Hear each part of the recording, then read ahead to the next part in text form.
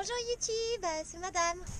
On a aussi commencé à démonter la terrasse en bois. Malheureusement, je n'ai pas assez de muscles pour enlever certaines des vis.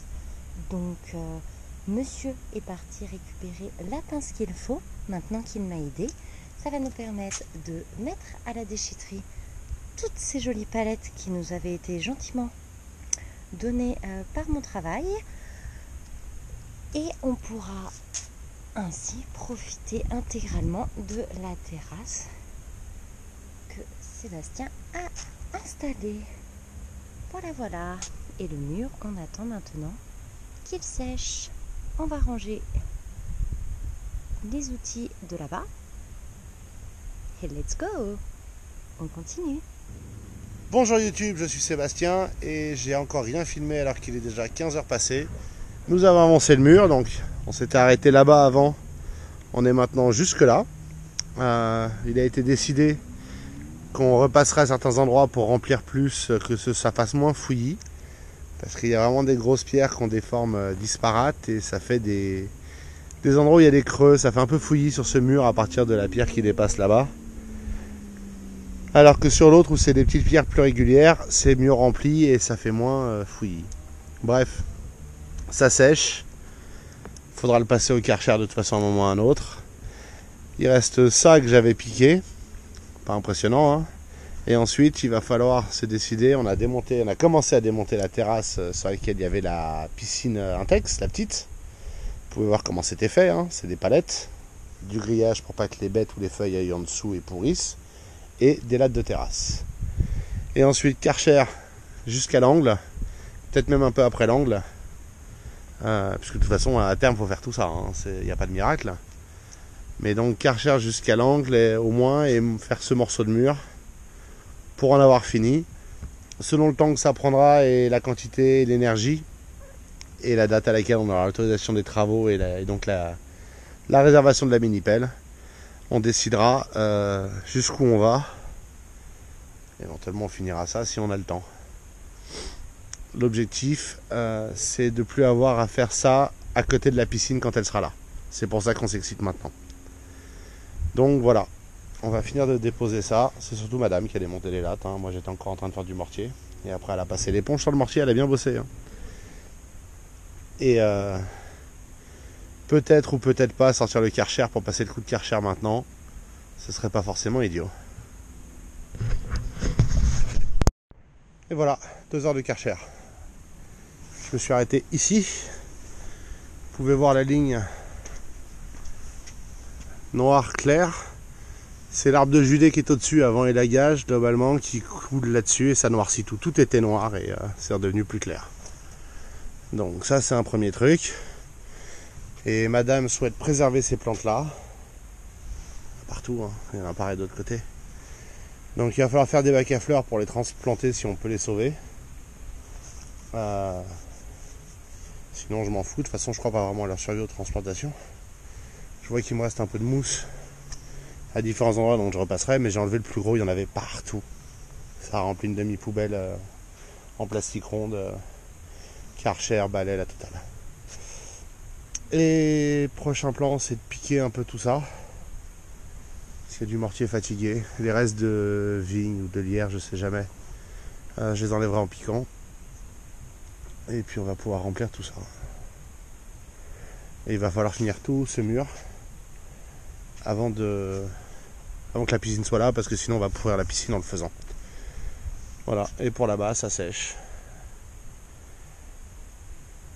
Il n'y a plus qu'à attendre. Mais objectif continuer ce qui reste. Par contre pour ça je vais ramener la bétonnière ici. De toute façon là c'est le trou de la piscine. Le labrador est dedans globalement. Donc je ramènerai la bétonnière et je vais bâcher là et puis je vais faire ça là tranquillement. Et voilà. Si j'arrive à déjà faire ça de mur à peu près, ça permet ensuite d'enlever les plantes, de passer le Karcher sur le reste. Et on aura avancé. C'est un gros projet, hein. Je vais pas vous mentir. Refaire les murs comme ça, c'est un gros projet. Beaucoup plus gros que ce que je pensais. Je suis dedans maintenant, j'ai pas le choix. De toute façon, il n'y a pas vraiment d'alternative. On va pas laisser les murs se dégrader éternellement et on va pas le faire une fois que la piscine sera là. Donc objectif, remplir ça et ça. Et puis repartir dans l'autre sens quand j'aurai fait au moins une couche ici. Pour combler mieux là-bas où il y a des trous trop gros entre les pierres. Et comme ça, il faut que ce soit fini. Il me faut 10 mètres, 11 mètres en partant d'ici, qu'il soit terminé. Pour quand la mini-pelle arrive et que je creuse, je fais la couche du bas et on aura terminé. Je suis désolé, les épisodes se font quelque peu répétitifs entre mortier et soleil. Mais malheureusement, quand on entretient une maison ou qu'on la rénove, les chantiers prennent plus de 20 minutes. Et parfois plusieurs jours, voire des semaines. Bon là, je pense pas que ça me prenne des semaines encore. Mais j'en ai encore pour quelques jours. Je peux en faire tous les jours. Demain, je fais grève. J'irai peut-être acheter de la chaux. Parce qu'on n'en aura pas assez pour faire ça, c'est clair. On a déjà bouffé... c'est quoi, on a fait 300 kg, 400 kg de mortier ce week-end. 300 kg, je crois. Ouais, dans ces eaux-là. Plus ce que j'avais fait vendredi et la semaine dernière. Mais donc globalement, à 1 mètre du coin là-bas, jusque là, il y a quelque chose comme 300-350 kg de mortier. Et il en faut encore.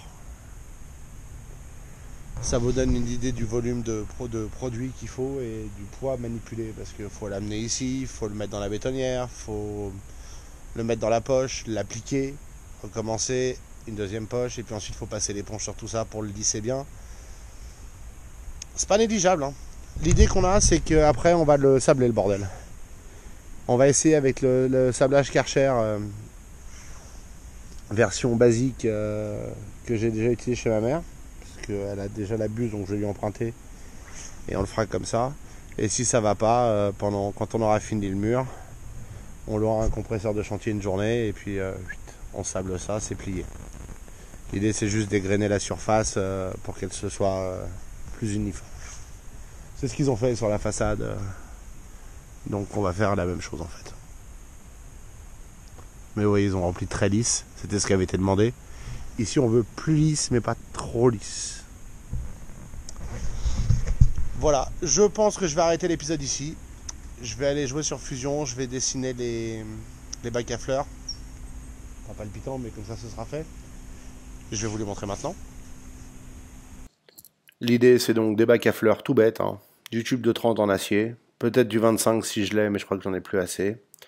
De la planche de coffrage pour remplir les trous dans l'acier et des cornières déportées légèrement parce que les murs sont pas droits. Voilà ce qu'il va falloir construire incessamment sous peu, même si ça semble compliqué de les faire. Je peux pas les mettre tant que le mur est pas fait et on peut pas les remplir tant qu'ils sont pas mis parce que ce sera impossible à mettre. Donc peut-être un plan alternatif quelque part au milieu. En plus il faudra les peindre et les huiler avant de les monter. Donc pas simple. L'opération de préservation des fleurs va pas être évidente. En fait elles ont apparemment été plantées par la grand-mère. C'est des fleurs qui vivent quelques années, donc c'est plus les mêmes, mais c'est des descendantes des fleurs. Donc il faut les garder, donc on va essayer de faire en sorte de pouvoir le faire. Et puis ensuite, je vais vous souhaiter une excellente soirée. Vous remercier d'avoir suivi cet épisode. Et à demain pour de nouvelles aventures. Pas de mortier demain. Je fais grève. J'ai trop mal partout.